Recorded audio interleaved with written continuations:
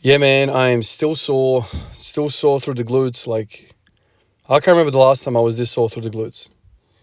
The band has demolished me. The hip circle, whatever you want to call the booty band or whatever the hell it is.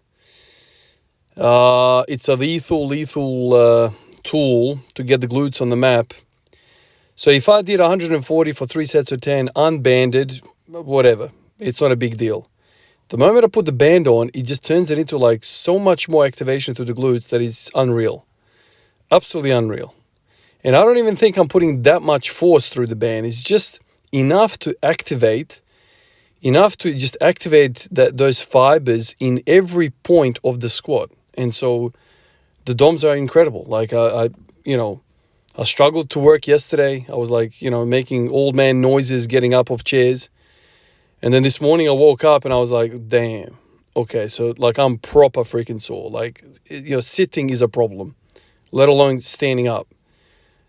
Sitting on the toilet is like, it's a whole freaking exercise. I need to plan it out how to sit on the toilet. Really, really sore. And with that soreness comes tightness, and with that tightness comes loss of lower back control, right? So I'm butt winking like crazy, even sitting on the chair. I can feel it. The glutes are not releasing, and so I can't hip flex without compromising my lower back, which makes me think all these people that are butt winking a lot is probably just the glutes are too tight, either because they're weak, frightened, weak.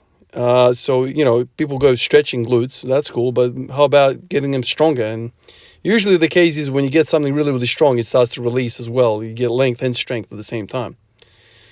So squatting didn't go well today, so I just turned my head towards the head harness, and I did a whole lot of that. And I loaded it up to 12 kilos I did for 3 sets of 20. And yeah, I do feel it in the neck, like the base of skull kind of region, a little bit. But the battle in this is more so the, like, upper back rhomboid region, like in between the scapulars. For years, I was trying to like roll my way into those muscles, upright row into those muscles, pull up, farmer's carry. I was always hoping to hit this area.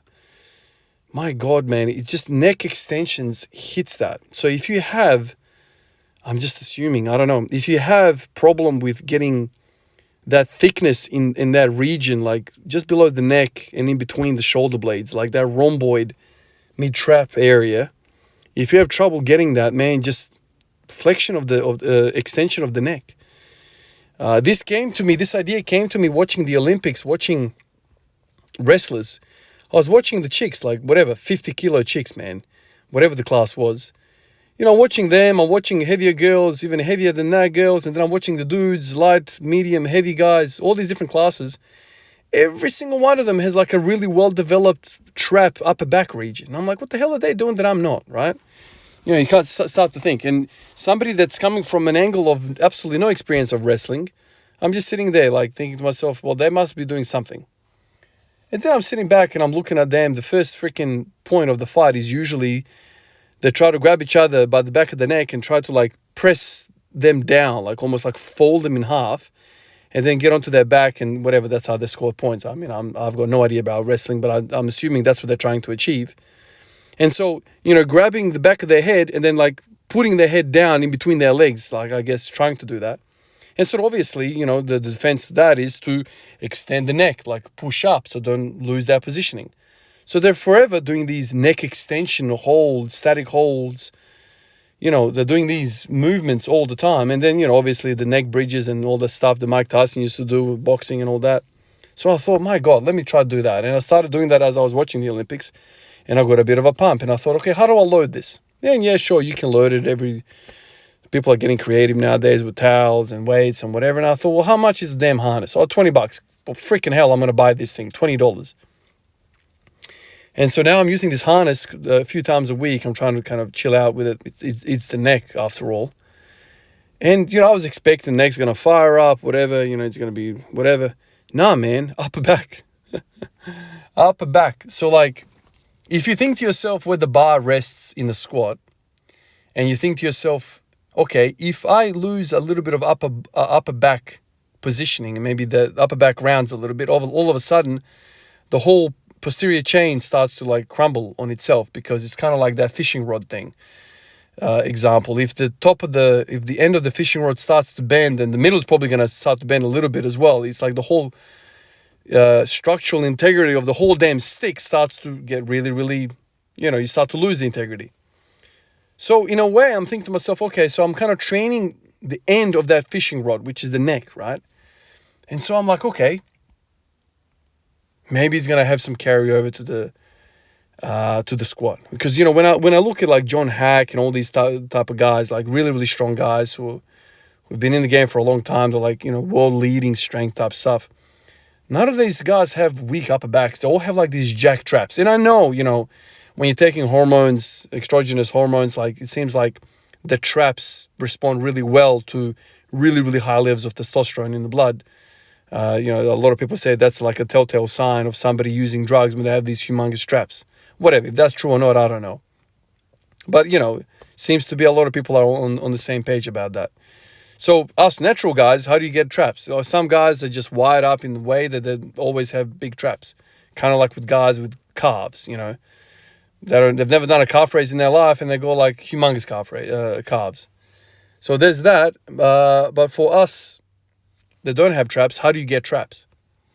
Well, you look at other disciplines around the joint, and you're like, well, who's got big traps? Well, these freaking wrestlers have big traps, and they're going to the Olympics, so I'm pretty sure that, well, let's assume that they are natural, right? Or it's very hard for them to be taking trend before the damn competition, right? It's really, really hard.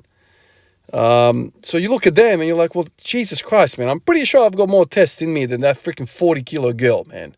And she's got this she's not huge traps, but like in terms of a proportion for the rest of the body, like it's filled out. Like she's got a strong neck.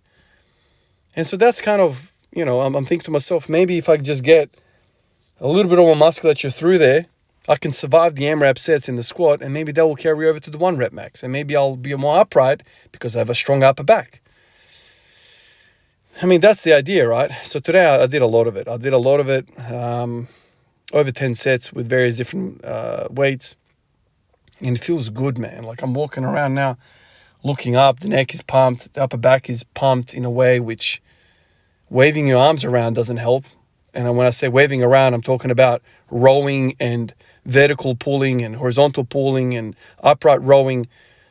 Arm motions don't seem to train that as directly as this. This seems to hit it like spot on. Nail on the head type of feeling.